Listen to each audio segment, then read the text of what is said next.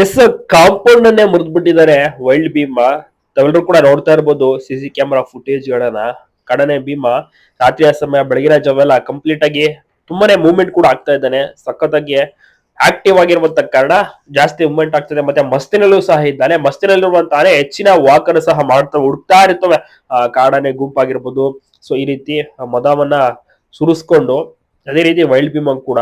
Wild Bima ಗಾಯಗೊಂಡಿದ್ದ, but ಯಾವ ರೀತಿ ಚೇತರಿಸ್ಕೊಂಡ ನಿಜವಾಗ್ಲೂ ಕೂಡ ಪ್ರಕೃತಿಯೇ ಚಿಕಿತ್ಸೆ ಅಂತ ಹೇಳ್ಬೋದು. ಏಕದಂತ ಭೀಮ ಅಂದ್ರೆ ಒಂಟಿಕೊರೆ ಭೀಮ ಮೇವನ್ನು ಸಹ ಚೆನ್ನಾಗಿ ತಿಂತಾ ಇದ್ದಾನೆ. ಮೇವನ್ನ ತಿನ್ಕೊಂಡೇ ಓಡಾಡ್ತಾ ಇದ್ದಾನೆ. ಒಂದು ಸೊಂಡ್ಲಲ್ಲಿ ಸೊಪ್ಪು ಏನಾದ್ರು ಇಟ್ಕೊಂಡಿರ್ತಾನೆ, ಹಂಗೆ ಓಡಾಡ್ತಾ ಇರ್ತಾನೆ. ಗೋಡೆನು ಸಹ ಬೀಳಿಸ್ಬಿಟ್ಟಿದ್ದಾನೆ. ಸೊ ತಾವೆಲ್ಲರೂ ಕೂಡ ನೋಡ್ತಾ ಇರ್ಬೋದು. ಒಂದು ಕಾಫಿ ಅಡಿರುವಂತ ಒಂದು ಕಣಕ್ಕೆ ಎಂಟ್ರಿ ಕೊಡ್ತಾನೆ ಬಿಕ್ಕೋಡು ಭಾಗದಲ್ಲಿ. ಸೊ ಅಲ್ಲಿಯೇ ಓಡಾಡ್ಕೊಂಡು ಸಿಸಿ ಕ್ಯಾಮ್ರಾದಲ್ಲೂ ಸಹ ಒಂದು ಫುಟೇಜ್ ಸರಿ ಆಗುತ್ತೆ.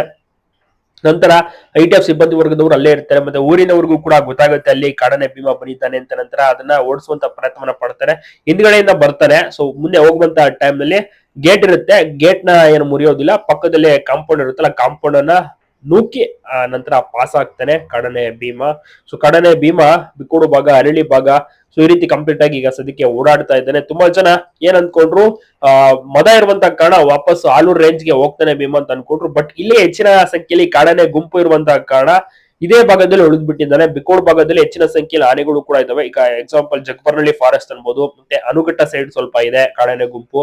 ಅದ್ ಬಿಟ್ರೆ ಭುವನೇಶ್ವರಿ ಓಲ್ಡ್ ಬೆಲ್ಟ್, ಆಮೇಲೆ ಬೀಟಮಟ್ಟು, ಸೊ ಈ ರೀತಿ ಎಲ್ಲ ಗುಂಪಿನ ಕಾಡಾನೆಗಳು ಬೇರೆ ಬೇರೆ ಭಾಗದಲ್ಲಿ ಡಿವೈಡ್ ಆಗಿದೆ. ಗುಡ್ಬೆಟ್ಟ ಎಸ್ಟೇಟ್ ಆಗಿರ್ಬೋದು, ಅನುಘಟ್ಟ ಭಾಗದಲ್ಲಿ ಬೇರೆಯವರ ಒಂದು ಸಾಬ್ರು ತೋಟ ಇದೆ, ಸೊ ಅಲ್ಲಾಗಿರ್ಬೋದು. ಸೊ ಈ ರೀತಿ ಹಲವಾರು ತೋಟಗಳಿಗೆ ಲಗ್ಗೆ ಇಡ್ತಾ ಇರ್ತವೆ.